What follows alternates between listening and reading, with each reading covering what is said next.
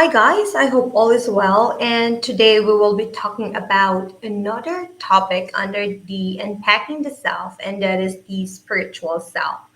And our objective for this topic is that we have to evaluate our own spiritual belief in connection to understanding the self, and then we have to expound how the spiritual journey helps in finding meaning in our lives. And lastly, we must be able to distinguish the difference between being religious and being spiritual.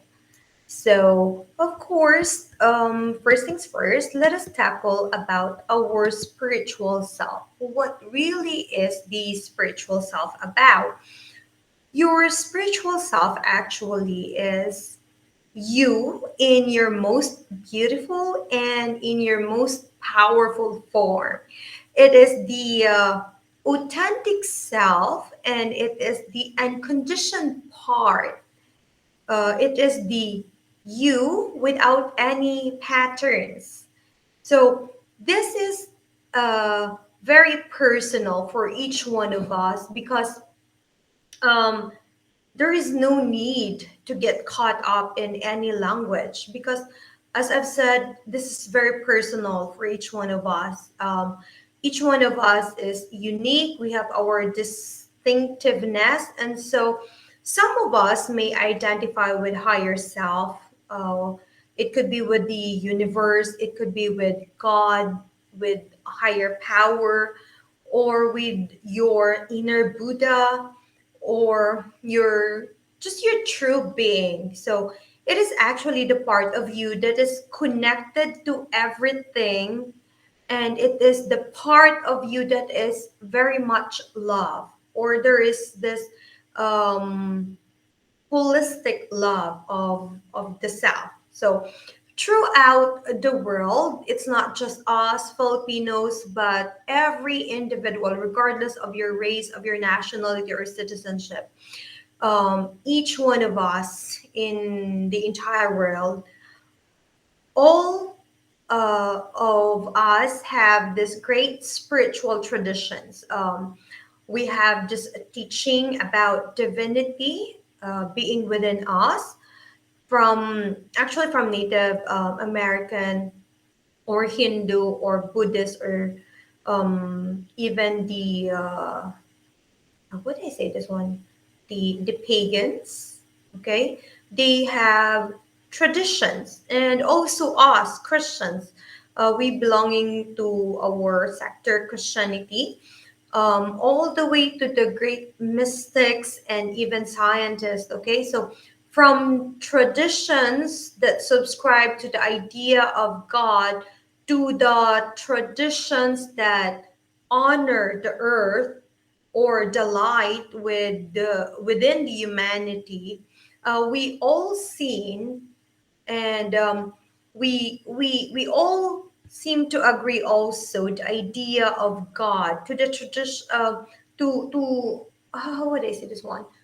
We agree that we are more than a body, that there is light, that there is God, that there is divine consciousness within us, and there is more of us. So there.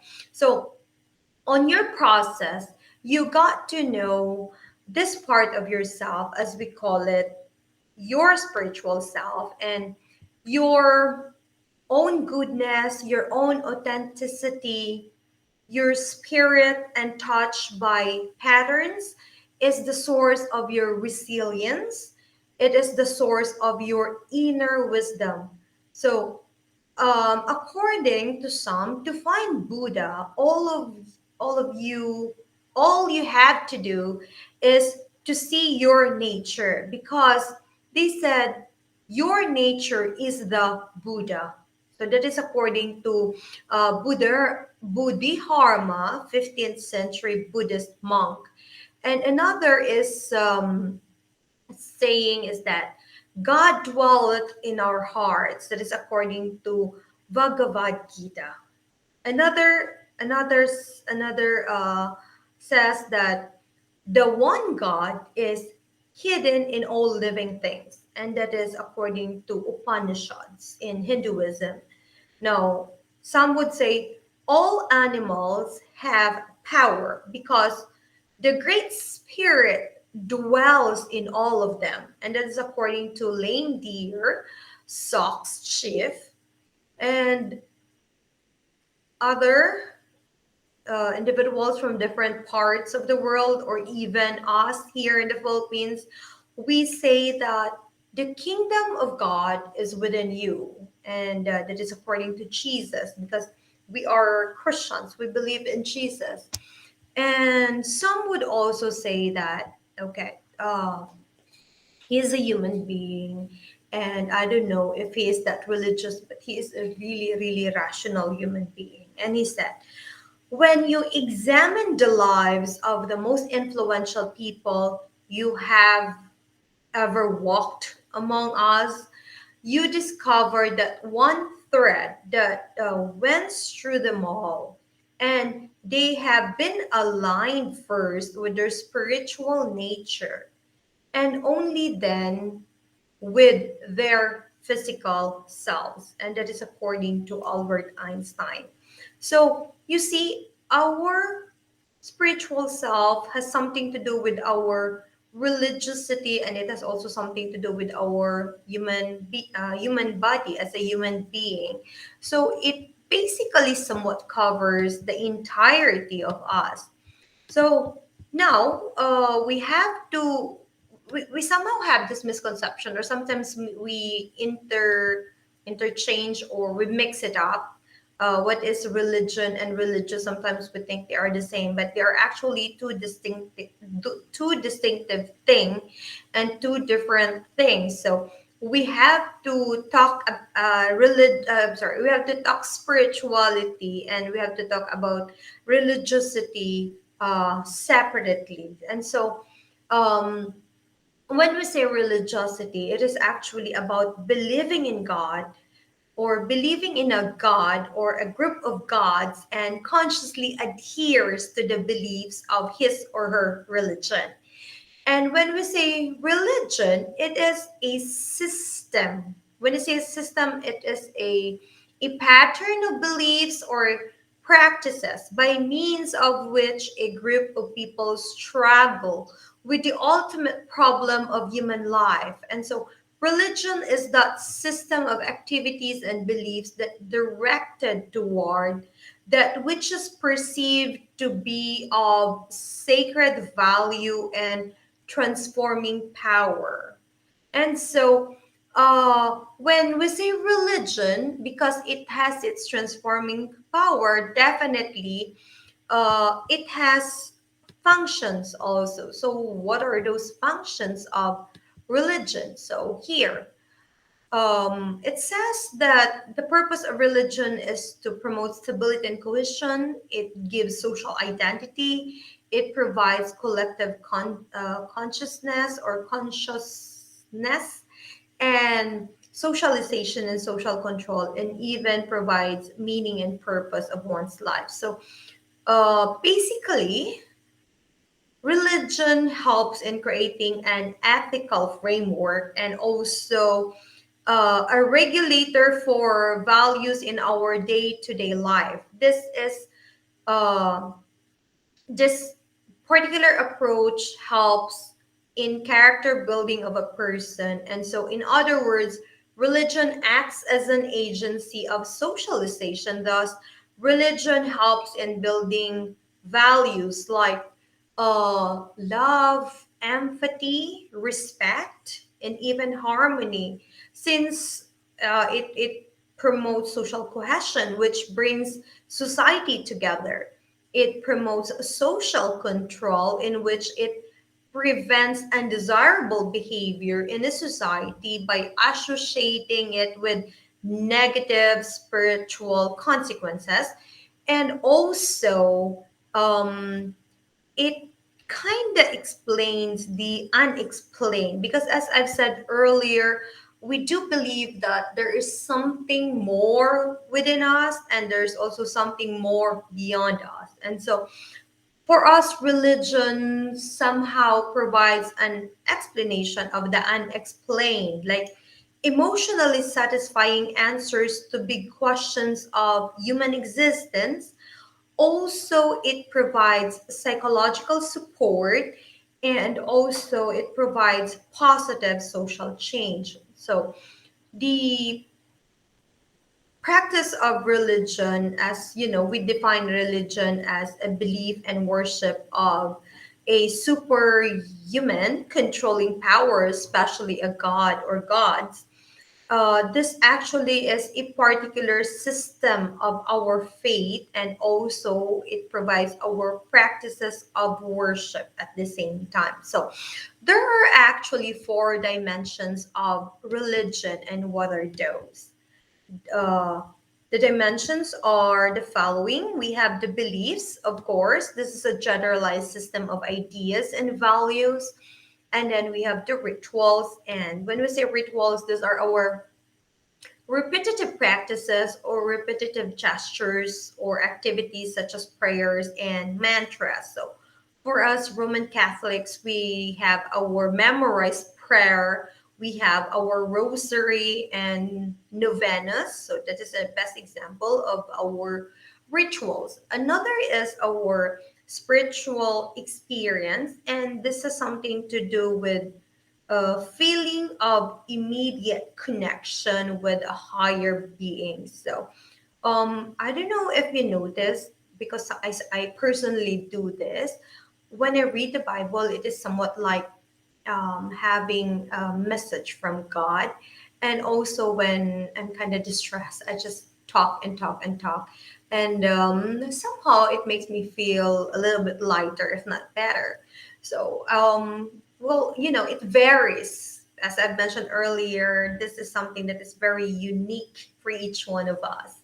Okay, so there, unique social forms of community. So why is it? It unite in one single community, which is called the church. So each one of us, we have our different churches, and that is based on the faith that we believe in. And each of our churches, we have also different rituals that we practice.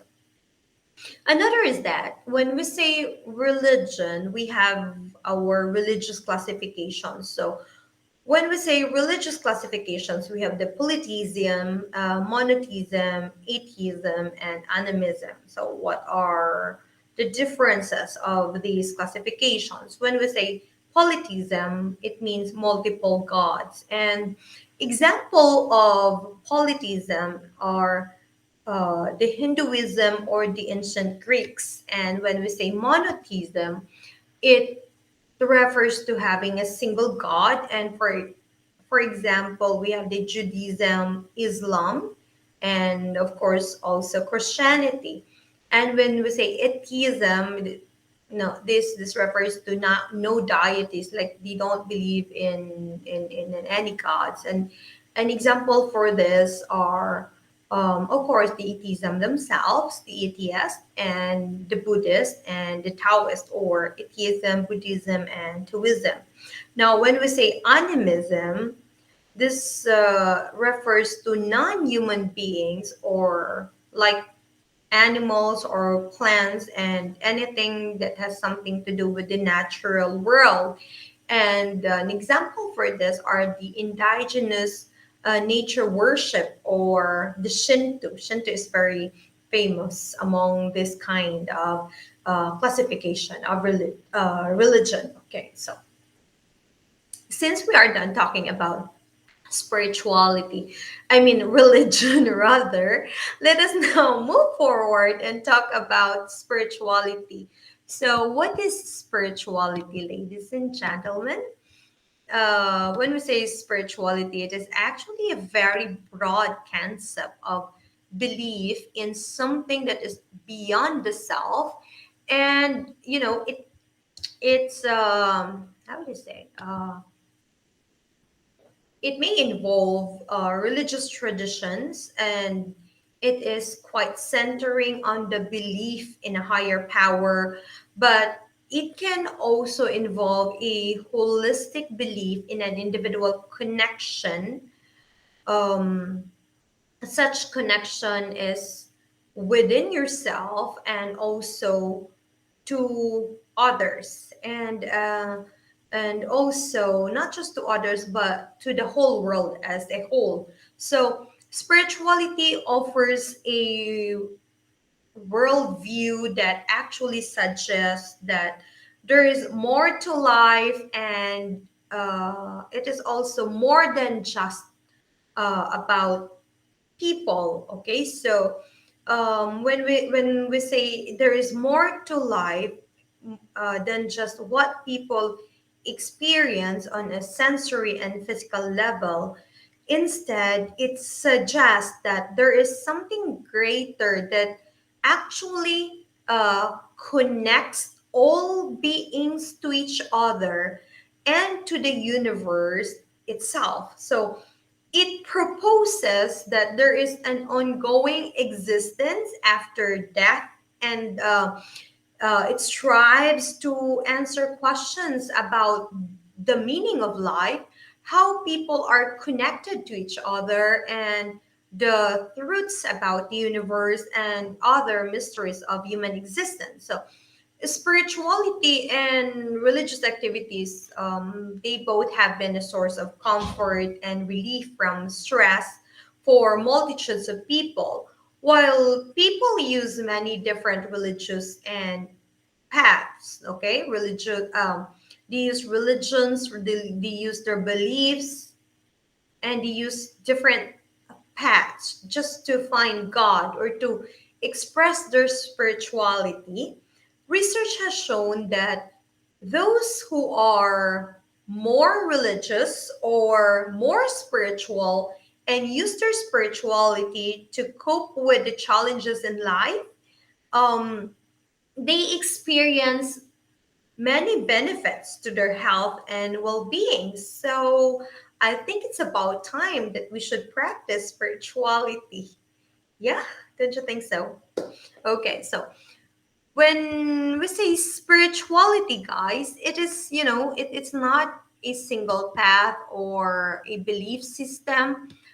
There are actually many ways, or there are other belief systems. So there are many ways to experience spirituality, the benefits of a spiritual experience also. For some people, this might involve the belief in a higher power or a specific religious practice. For others, it may involve experiencing a sense of connection to a higher state or a sense of interconnectedness with the rest of the humanity or even with the nature. So, some signs of spirituality can include the following. It could be asking deep questions about topics such as suffering, what happens after death, or the deepening connections with other people, or it could be experiencing feelings of interconnectedness, or it could also be feelings of awe and even wonder. And so, seeking happiness beyond material possessions or other external rewards. And some also is about seeking meaning and purpose in life, or wanting to make the world a better place. So those are just some of the signs of spirituality. Now, let us talk about the different types of spirituality. Just like religion, we can, we still have this types, just like Buddhism, Christianity, Hinduism, Humanism, Islam, or we have Judaism, and then we have the New Age spirituality or the Sikhism. There are actually different types of spirituality. It's like ranging from one religious traditions to more secular approaches. So it varies, but let's just take note that it is important to remember that, there are many other spiritual traditions that exist throughout the world, including the traditional African and the indigenous spiritual practices. Even in our country, some of our indigenous people, they have their own spiritual practices, and such spiritual practices can be particularly important to that particular group of people who have been subjected to the effects of colonialism or to the effects of being separate from the entire civilization. So let us now move forward to another aspect of spirituality, and that is about spiritual awareness. What do we mean by spiritual awareness? So, Don't forget to like and subscribe my YouTube channel. basically, guys, when we say spiritual awareness, this refers to our state of being. It is accessible across a contemplative practices, and it has something to do with our spiritual customs, our spiritual habits, or rituals, including the as I've mentioned a while ago, contemplative practices that are often vehicles to heightened awareness and insight. So, when individuals are in a state of increased awareness, they are very conscious of their thoughts and of their emotions, from the reactive mind to the responsive mind, and they are able to actually perceive experiences with more clarity than when their thoughts are clouded by conditioning or intolerance. So, awareness frees us all individuals to experience people and circumstances that are without judgment or the confines of the preconceived ideas. And of course, as Albert Einstein had noted in his quote, let me quote. He said, "A human being is part of the whole called by us universe, part limited in time and space. He experiences himself, his thoughts, and feelings as something separated from the rest, a kind of optical delusion of his consciousness." So, according to Einstein, this delusion is a kind of prison for us, which is restricting us to our personal desires and affection for a few persons who are nearest to us. So, our task must be to free ourselves from this person by widening our circle of compassion in order to embrace all the living creatures and the whole of nature in its beauty. So, self awareness is quite deep, and so we really have to give it some time or to make time in order for us to have this particular practice, which is we call contemplative practice, in order for us to have this deep sense of self-awareness, because actually nobody is able to achieve this completely, but striving for such achievement is in itself a part of the liberation and a foundation of an inner security. So one must practice contemplative practices to extend the periods of time during which we are in a state of increased awareness and recognizing our connectedness with ourselves and to others, and collectively present in space and in time. So, individual and collective awareness fosters tolerance through the mechanism of contemplative practices. So, what then is contemplative practices?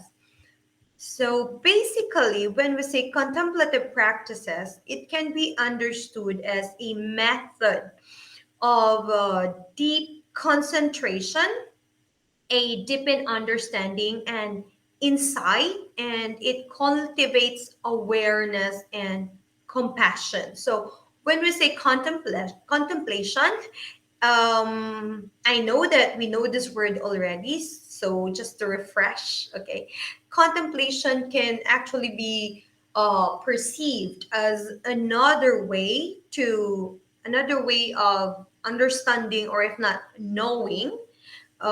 It allows a person to connect to his own inner wisdom, and it also supports the rational empire education approach and the development of a person's character. And scientific evidence from biological, neuroscientific, and development of a person's um, wait.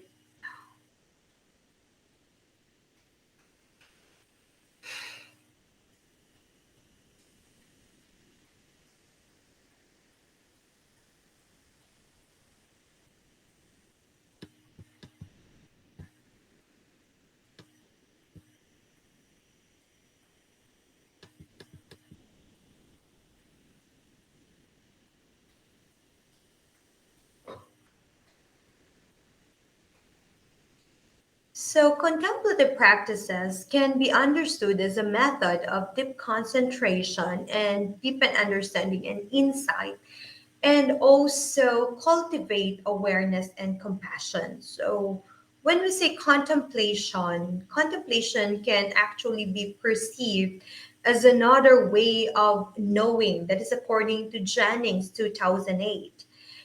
Jennings state that it allows a person to connect to his inner wisdom and to bring awareness and insight.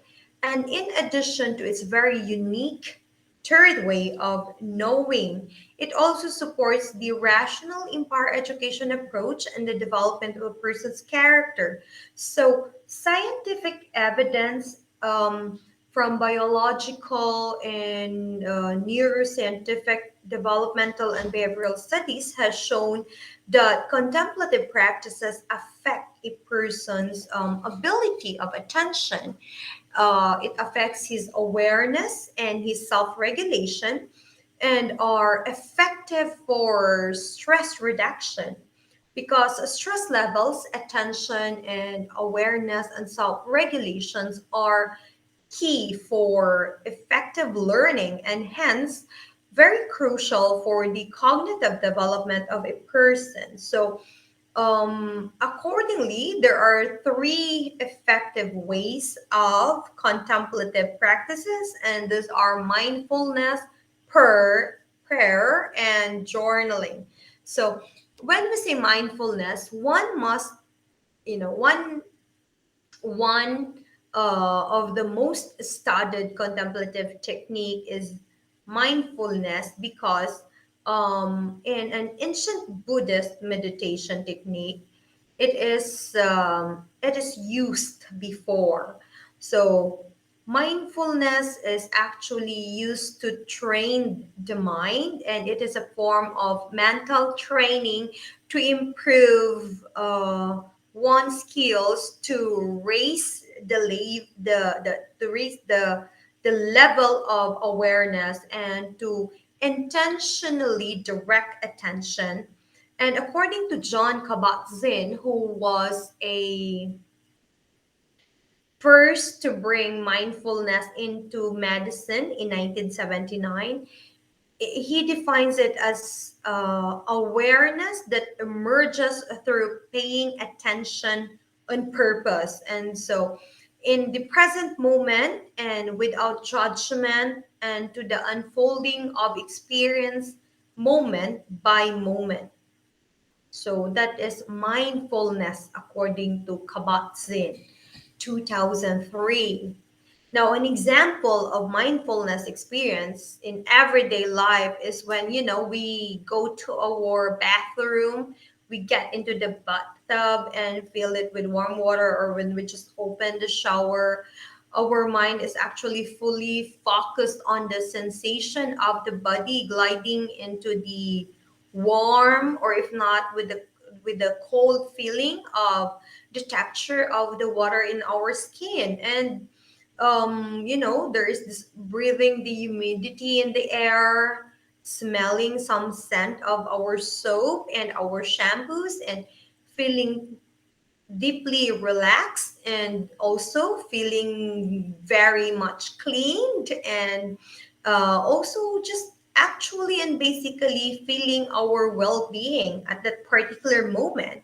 So this state of full awareness of our gestures, sensations of the body, and feelings in that particular present moment can be described as a state of mindfulness. That's a very great example when we do some mindfulness exercise. Okay.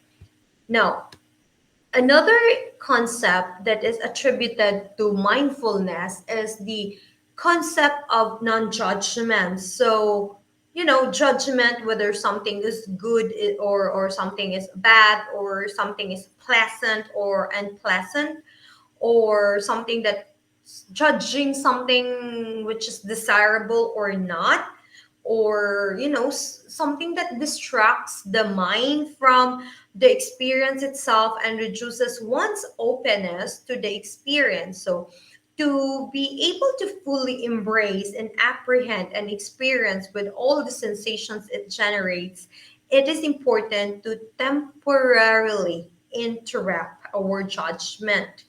And in contrast to the state of mindfulness, take note, there is also the state of mindlessness. It's the exact opposite, actually, of mindfulness, and that is mindlessness.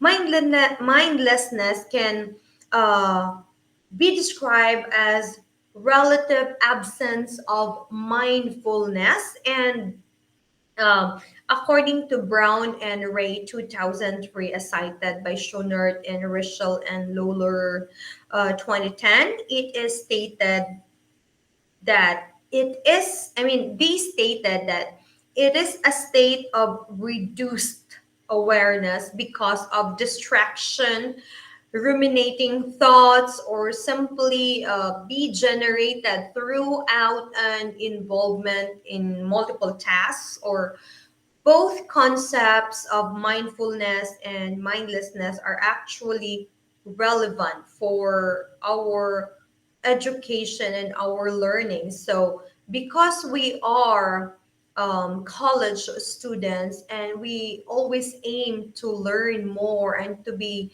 absolutely and holistically and greatly be educated, it is important that we have to practice mindfulness and we have to limit our mindlessness state. Okay, now let's move forward to another practice which is done in contemplative practice, and that is prayer. I know for a fact that we know what prayer means, so just take note that this is a different kind of prayer, and we call it a contemplative prayer practices, which helps maintain a posture of heart in which we are moved and motivated by the spirit, and that they provide the escape to witness what is going on in our interiors. Like, each practice is characterized by some degree of stillness, silence, and solitude. So, when we say contemplative prayer, it is basically actually or literally done in total silence and in total solitude, wherein there is this particular high degree of stillness. So, that's prayer. Now, let's talk about journaling. Journaling is actually somewhat like a contemplative prayer practice, which help maintain a posture of our heart in which we are moved and motivated by the spirit, and that they provide space also. But journaling is just like putting things into writing, like putting our thoughts in writing.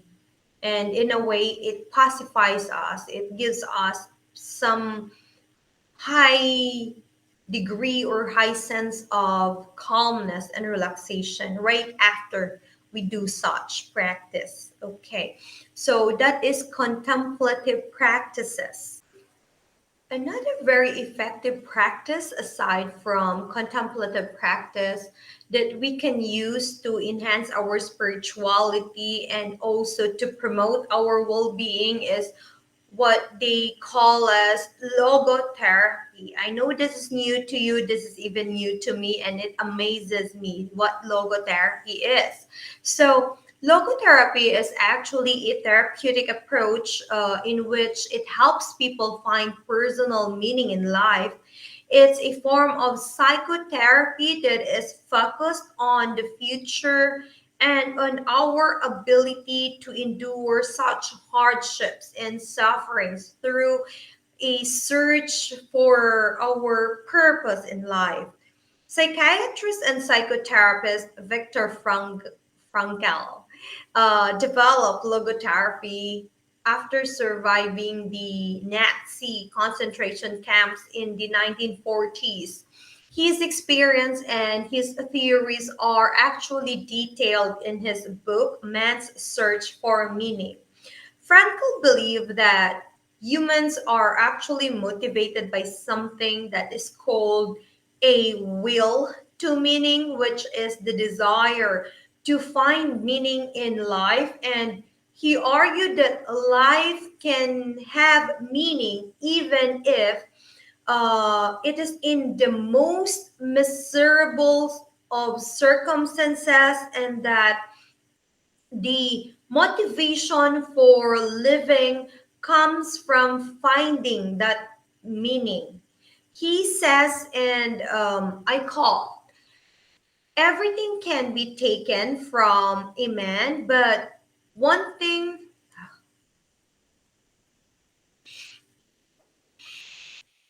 he says, and I quote, everything can be taken from a man, but one thing, the last of the human freedoms, to choose one's attitude in any given set of circumstances, to choose one's own way. That's according to Viktor Frankl. And this opinion was based on his experiences in the concentration camps and his intent to find meaning through his sufferings. And in this way, Frankl believed that when you can no longer change a situation, we are actually forced to change ourselves. And so, uh, in logotherapy, Frankl actually based that one on the premise that humans are driven to find a sense of meaning and purpose in life. And according to Frankl, life's meaning can be discovered in three different ways, and that is by creating a work of accomplishing some tasks, by experiencing something fully or loving somebody, and third, by the attitude that one has to adapt towards unavoidable suffering. And there is also this three components of Franklian philosophy, and these three components that are at the heart of Franklian philosophy are: number one, each person has a healthy core. Second, the primary focus is to enlighten a person to their own internal resources and provide them with the tools to use their inner core. And lastly, uh, he says that life offers you purpose and meaning. It does not owe you a sense of fulfillment or happiness. And so, this logotherapy has been found very effective in treating different mental issues and mental problems, such as anxiety, depression, even grief and pain. It also helps in um, curing some phobias, PTSDs, or the post traumatic stress disorders, schizophrenia, substance abuse, and even suicidal ideation. Because Frankl believed that many illnesses or mental health issues disguise existential angst, and that people actually struggles with the lack of meaning, which he referred to as the existential vacuum. And so logotherapy addresses that lack of meaning directly by helping people uncover that particular meaning and reduce their feelings of angst or feelings of anger. And so logotherapy provides a lot of benefits, and uh, this may include resilience or the ability to withstand adversity, stress, and hardship. So, um, a lot of benefits is actually maybe due to the skills that is actually formed of therapy, which encourages people to develop like acceptance, allowance of healthy stress, altruism, and also an active approach to life rather than an avoidant or overly passive one, and also cognitive appraisal or reinterpreting the meaning of an event. It also helps to provide courage to face the whatever fears that a person has. It encourages people to have humor, to have a deep and great sense of optimism even in the face of tragedy or in a deep sufferings. And also it encourages people to have a deep sense of responsibility. It also helps in spirituality, which may or may not be religious, and it provides actually a values based lifestyle. And so it is actually very good in helping us to cope up with whatever struggles we may have mentally or socially.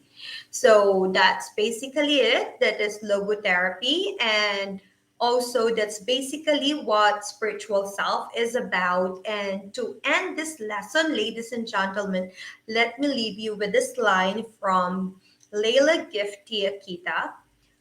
It says that the only journey is within your spiritual life. So let us continue with our journey and let us do it with a very healthy disposition in our holistic life or well being. Don't forget to like,